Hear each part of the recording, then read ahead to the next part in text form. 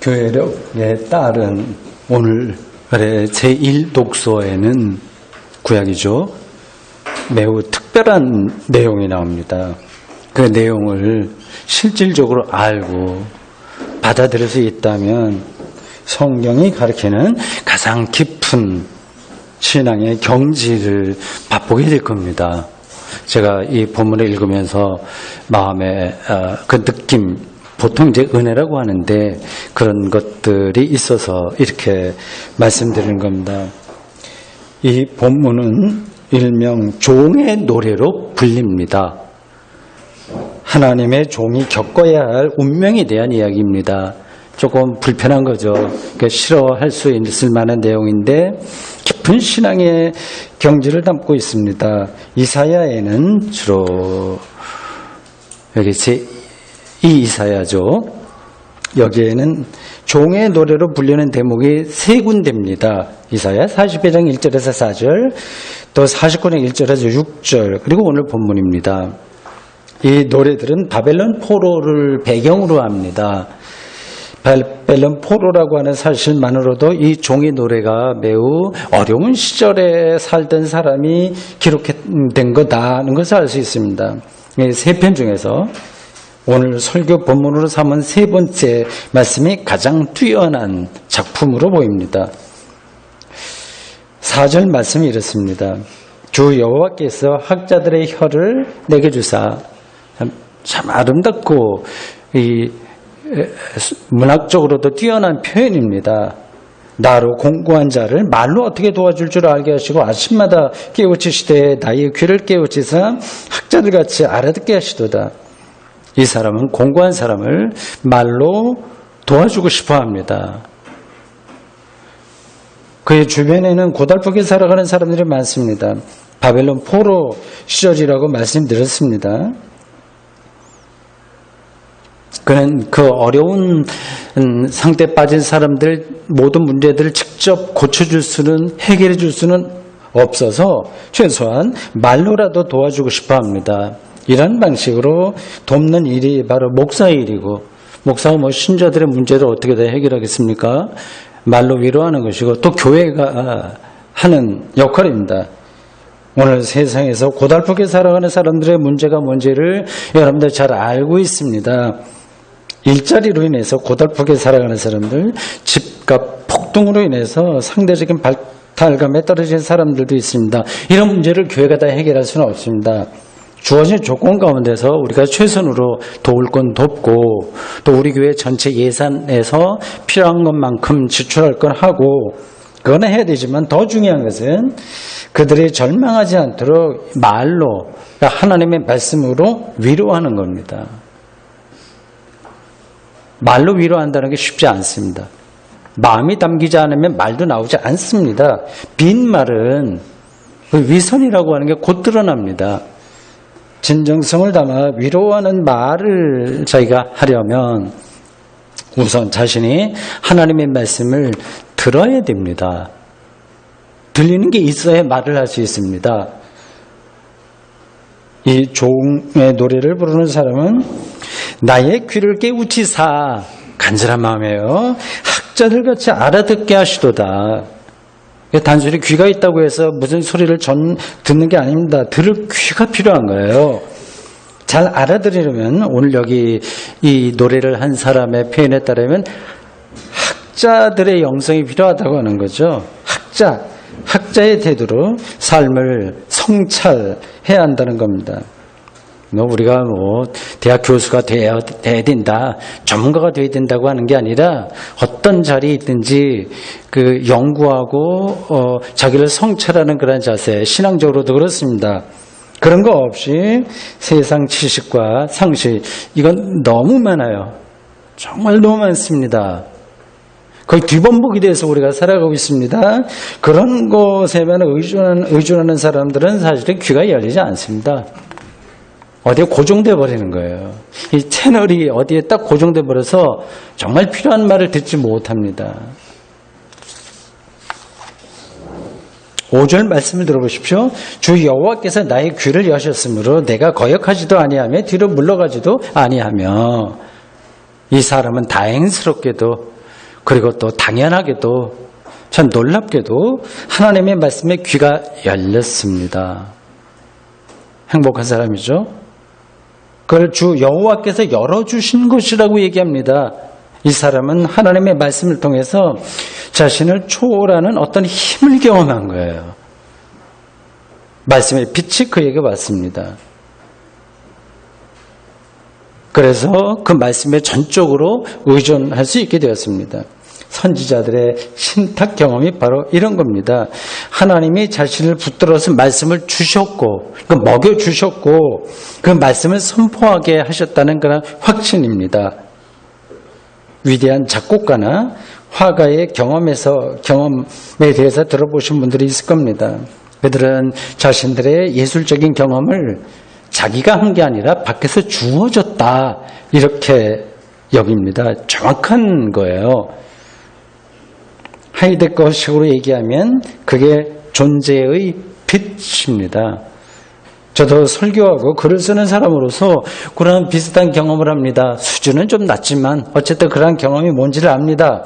제가 억지로 궁리해서 짜내면 거기에서 거기밖에 생각이 안 됩니다. 어느 순간에 제가 생각하지 못했던 것들이 깨우침과 발상으로 떠오를 때가 있습니다. 그건 주어지는 겁니다. 종의 노래를 부르는 이 사람의 경험이 바로 그런 것이기에 하나님의 말씀에 완전히 사로잡혀서 과감하게 선포하는 거예요. 내가 거기에 거역하지도 않고 뒤로 물러가지도 않겠다. 그렇게 말합니다. 6절 말씀 아래와 같습니다. 나를 때린 조금 약간 그 텍스트의 흐름이 좀 달라요. 그러나 연결됩니다. 나를 때리는 자들에게 내 등을 맡기며 나의 수염을 뽑는 자들에게 나의 뺨을 맡기며 모욕과 침뱉음을 당하여도 내 얼굴을 가리지 아니하였느니라. 이 사람은 지금 견딜 수 없는 상황에 떨어진 상태입니다. 사람들이 그의 등을 채찍으로 친다 그래요. 몽둥이로 치는 겁니다. 수염을 벗고 침을 뱉습니다. 고대 유대 사회에서는 어떤 사람에게 그런 린치죠, 린치. 고문하는 식으로 그렇게 징벌을 가했습니다. 요즘도 여러분들이 뉴스로 가끔 타픽처럼 무슨 얘기예요? 하여튼 이상한 뉴스를 듣긴 합니다. 이슬람권의 어느 지역에서는 이런 일들이 벌어진다는 겁니다. 합법적으로 재판하지 않고 동네에서 그냥 때리는 겁니다. 여자가 잘못했을 경우에 마을 광장에서 공개적으로 회초리를 든다고 하죠. 남자의 경우에는 훨씬 굵은 몽둥이 찜질을 합니다. 우리 이제 아무리 흉악범이라고 하더라도 그렇게 그러한 방식으로 처벌하지는 않습니다. 고문할 수도 없습니다. 그들의 방식이 이제 회초리를 치거나 몽둥이를 치거나 그런 거 있죠. 옛날에는 다 그랬는데 우리나라도 마찬가지였는데 그들의 방식이 미개한 것처럼 보이긴 하지만 그런 방식으로라도 고대인들은 대중들의 분노를 해소시키고 억제했다고 하는 점에서 나름대로 의미는 있습니다. 지금은 그 방식이 통하지 않지만 옛날에는 그 방식으로 이 사회 인간 삶을 끌어나갔다는 겁니다. 여기서 중요한 것은 이러한 일들이 공개적으로 일어났다는 사실입니다. 실제로 몸의 고통도 고통이지만 더 큰 고통은 모욕감입니다. 공개적인 모욕감이요. 종의 노래를 부르는 이 사람은 고대 유대 사회에서 가장 적나라하게 실행되던 공개 모욕을 당하는 중입니다. 상상이 가죠. 그런데 이 사람은 모욕으로 느끼지 않는다고 했습니다. 자기를 때리는 사람들에게 등을 대는 거예요. 떳떳하다는 거라는 생각입니다. 수염을 뽑는 사람에게 실제로 그렇게 했습니다. 고대 유대 사회에서는 수염을 깎는 걸 큰 수치로 여기는데 그걸 다 뽑는 겁니다. 자, 마음대로 하시오라고 하는 심정으로 뺨을 맡겼다고 합니다. 사람들이 침을 뱉어도 주로 얼굴에 뱉죠. 예수님도 이제 침 뱉음을 당하셨습니다. 얼굴을 가리지 않았다고 합니다. 뻔뻔스러운 걸까요? 아니면 대담한 것일까요? 그가 무슨 힘으로 이러한 상황을 버텨낼 수 있었을까요? 구약에서는 이러한 신약도 마찬가지인데 비슷한 상황에 떨어진 인물들이 제법 됩니다. 그 중에 대표자는 욥입니다. 욥. 동방의 의인으로 인정받던 욥은 졸지에 손가락질 받는 인물이 되고 말았습니다. 그는 모든 것을 잃었습니다. 자신의 몸마저 악성 피부병에 걸렸습니다. 아내도 남편을 저주하고 떠났습니다. 하나님으로부터 버림받은 사람이라는 평판을 받을 수밖에 없었습니다. 친구들은 한결같이 그에게 너 잘못한 게 있으니까 회개해. 하나님이 이런 징벌을 내린 것은 분명히 네가 모르는 죄가 있을 거야 회개해 요구합니다. 그러나 욥은 자신에게 죄가 없다고 끝까지 버팁니다. 당시의 전통적인 세계관과 신앙관에 맞설 수 있는 이 힘은 어디서 나온 것일까요? 이 물음에 대답하기 전에 이 답은 여러분들이 이미 알고 있겠지만 저는 이 사람의 상황이 오늘 우리와 어떤 상관이 있는가를 생각하겠습니다. 아무리 신앙적으로 감동적인 이야기라고 하더라도 나의 문제로 와닿지 않으면 무의미하기 때문입니다. 이 사람은 지금 모욕당하는 중입니다. 그러나 모욕을 당할 정도로 잘못이 있었다면 자기가 부끄러우니까 그냥 쥐구멍이라도 들어갈 정도의 심정이 될 텐데 그냥 억울하게 모욕을 당합니다. 아주 근본적인 차원에서 본다면 현대사회도 모욕을 받느냐 모욕을 주느냐 하는 방식으로 이 사회가 돌아갑니다. 서울의 어느 지역에는 장애인 학교 설립으로 인해서 수년 동안 비인간적인 행태들이 반복되었다고 합니다. 노골적으로 말하면 장애인 학교 설립으로 인해서 집값이 떨어지니까 반대한다는 겁니다. 일종의 님비 현상이라고 좀 얘기하죠. 공해 시설이 들어오는 것도 아니고 화장터가 들어오는 것도 아니고 유곽이 들어오는 것도 아닌데 반대합니다. 장애인 부모들은 무릎 꿇고 하소연했다고 합니다. 젊은 어머니들이죠. 30대, 40대 젊은 어머니 그런 게 장면을 여러분들이 보셨을 겁니다. 그러니까 모욕당한 겁니다. 요즘 가난하면 모욕당합니다. 모욕당하더라도 모욕감을 느끼지 않는다면 가난하기 때문에 당하는 모욕감 느끼지 않으면 좋을 텐데 그게 어디 쉽습니까? 자본주의 사회에서요. 최소한은 모욕과 혐오가 없는 세상을 향해서 우리가 함께 진보하는 겁니다. 앞으로 나아가는 겁니다. 그렇게 사회가 변하지 않으면 지금 우리는 모욕당하지 않는다고 하더라도 우리 자식이나 우리 후손들이 언젠가는 모욕당하는 신세로 떨어질지 모릅니다. 가장 단순하게 말씀드리면 가난하기 때문에 자식들 교육을 못 시키거나 병치료를 못 받거나 일정한 거처를 마련하지 못하는 일들은 세상에 없어야 되겠죠. 그게 모욕당하지 않는 사회를 향한 진보입니다. 본문 7절에서 우리는 종의 노래를 부르는 이 사람이 무슨 힘으로 모욕적인 상황을 버텨냈는지에 대한 대답을 찾을 수 있습니다. 그 질문에 대답하기 전에 제가 잠깐 다른 걸 말씀드린다고 했고 다시 이 질문으로 돌아왔습니다. 대답을 이미 본문이 하고 있습니다. 이렇습니다. 주 여호와께서 나를 도우심으로 이게 그냥 지나가는 말이 아닙니다. 주님이 나를 도우심으로 내가 부끄러워하지 아니하고 내 얼굴들을 부싯돌처럼 아주 단단한 돌을 얘기합니다.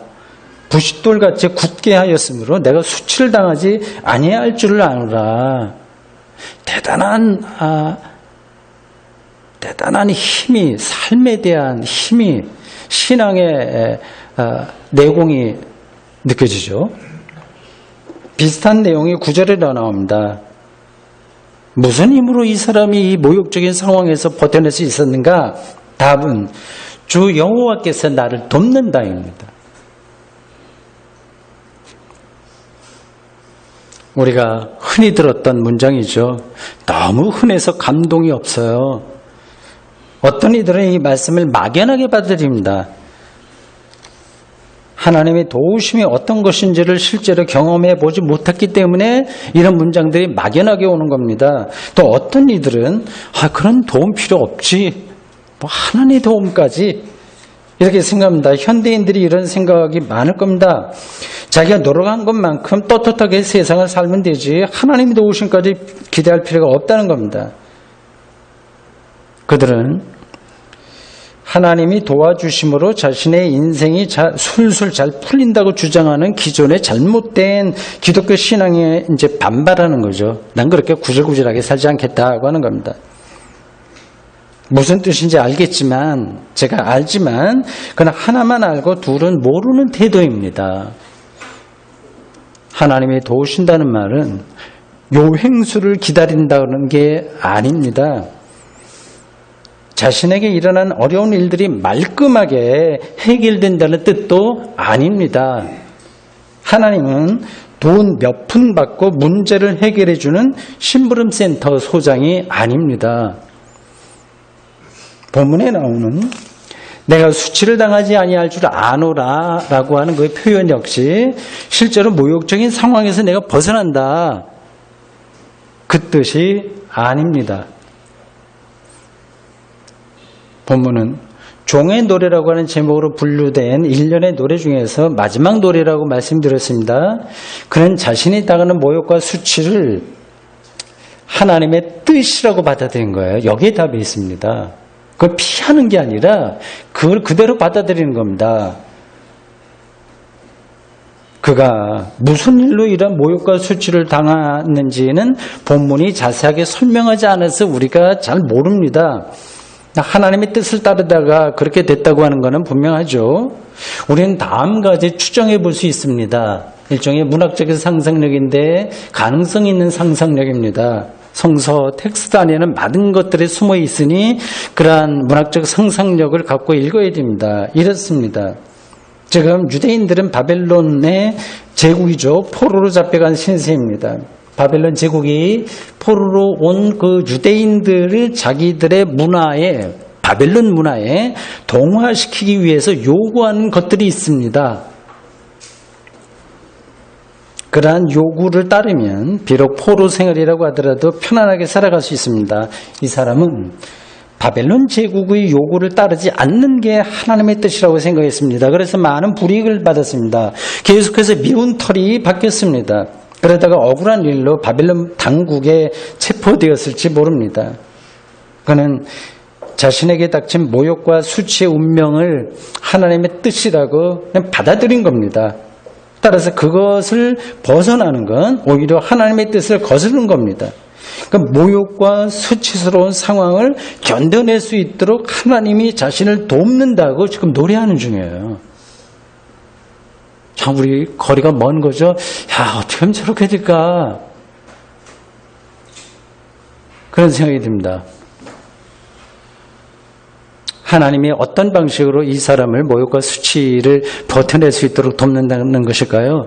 뭔가 있어야 될 거 아닙니까? 그냥은 안 되는 거잖아요. 하나님으로부터 의롭다고 인정받는 것입니다. 수치받는 거는 세상으로부터 인정받지 못하는 거잖아요. 도태되는 거잖아요. 근데 그걸 견뎌낼 수 있는 힘은 하나님으로부터 의롭다고 인정받는 겁니다. 더 나아가서 이 사람에게는 모욕과 수치가 오히려 자랑스러운 일이 됩니다. 그것이 바로 하나님으로부터 인정받는 증거이기 때문입니다. 8절에 다음과 같이 말해요. 들어보십시오. 나를 의롭다 하시는 이가 가까이 계시니, 의롭다 하시는 이가 가까이 계시니, 나와 다툴 자가 누구냐? 나와 함께 설지어다. 나와봐라. 나의 대적이 누구냐? 내게 가까이 나와라. 제가 지금 설교자로서 본문에 나오는 사람의 입장을 그럴듯하게 설명하고 있지만 사실은 저도 이 사람처럼 살 자신이 없습니다. 다만 그의 처지와 마음과 믿음은 충분히 이해할 수 있기에 저도 그런 신앙의 경지에 이르기를 바랄 뿐입니다. 모욕과 수치마저 구원의 근거로 받아들일 수 있는 경지 말입니다. 가난과 고독마저 구원의 기회가 된다는 사실을 완전하게 받아들일 수 있는 하나님의 사람이 저도 되었으면 좋겠습니다. 그럴 때 존재의 용기, 신앙의 용기가 가능하겠죠. 지금 설교를 듣고 있는 여러분들도 저와 같은 생각이리라 봅니다. 그는 놀라운 사실 한 가지를 더 선포합니다. 자신을 의롭다고 인정하신 하나님이 멀리 계세요? 가까이 계세요? 가까이 있다. 이렇게 말합니다. 하나님 나라가 가까이 왔다는 예수님의 말씀과 서로 통하는 의미입니다. 통하는 겁니다. 이걸 리얼하게 느끼는 사람도 있고요. 공허하게 이렇게 듣는 사람들도 있습니다. 리얼하게 느끼는 사람은 나를 의롭다 하신 이가 가까이 계시다. 이걸 리얼하게 느끼는 사람은 세상 사람들과 전혀 다른 관점으로 자기 인생을 삽니다. 아주 조금 다른 게 아니라 근본적으로 다른 관점의 삶입니다.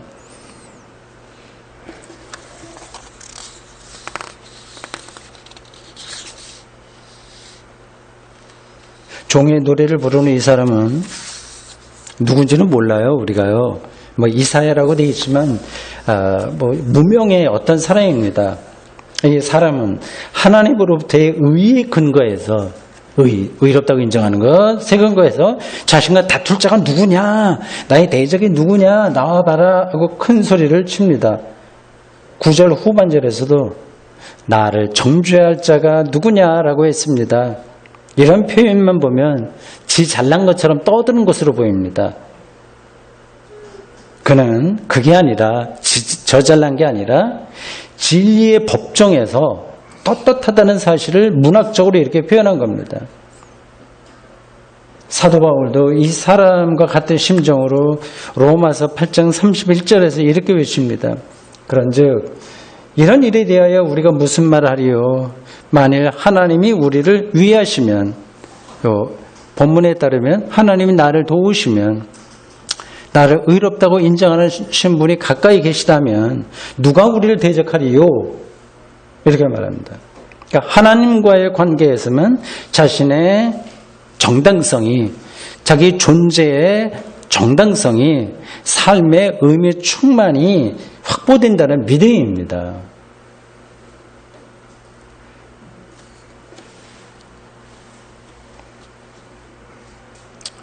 하나님으로부터 의롭다고 인정받는 것보다는 사람들에게서 인정받는 게 실제로 더 좋다 생각하는 분들이 있을 겁니다. 하나님으로부터의 의의는 멀리 느껴지고, 그건 나중에 해도 되고, 사람으로부터의 의의는 실질적인 것으로 느껴지기 때문입니다. 이러한 현상은 주로 요즘 젊은 기독교인들에게서 많이 나타납니다. 아직 삶을 충분히 경험하지 못했기에 자신들의 눈앞에서 벌어지는 것들이 인생의 모든 것이라고 그들은 생각할 수밖에 없습니다. 이해가 갑니다. 그 시절, 젊은 시절에는 그런 열정으로 당연히 살아야 됩니다. 사람과 세상으로부터 인정받는 일에 몰두할 필요가 있습니다. 그러나 나이를 먹으면서 생각이 조금씩 변할 겁니다. 어떻게 변할까요? 궁극적인 운명 앞에서는 주변 사람들로부터 인정받았다는 사실이 별로 큰 도움이 되지 못한다는 사실입니다. 고독사라고 하는 말을 들어보셨죠? 가장 불행하다, 끔찍한 불행이다 사람들이 생각을 해서 가능한 대로 가까운 사람들 많이 모으려고 합니다. 옆에 정다운 사람들이 아무리 많아도 죽음은 본질적으로 고독사입니다. 나이가 들면, 그러니까 죽음이 가까울수록 모든 것들로부터 미리 멀어지는 훈련을 하는 게 좋습니다. 그렇게 멀게 느끼며 살라고 우리의 시력도 나빠지고 근력도 약해지고 기억력도 떨어지는 겁니다. 차라리 잘 된 겁니다, 그게. 제가 개인적으로 유일한 취미 생활로 하고 있는 테니스를 언제까지 즐길 수 있을지 모르겠지만 그것이 나를 의롭다고 한 말은 삶의 생명 충만감을 가리킵니다. 그런 거 의롭게 하거나 궁극적으로 평화로운 삶으로 이끌지 못한다는 것은 분명합니다. 그래서 테니스 라켓을 손에서 놓을 준비를 늘 하고 있습니다. 제가 좀 설교는 이렇게 하는데 속으로는 좀 더 오래 했으면 좋겠다 하고 있습니다. 말과 생각이 좀 따로 놀고 있습니다.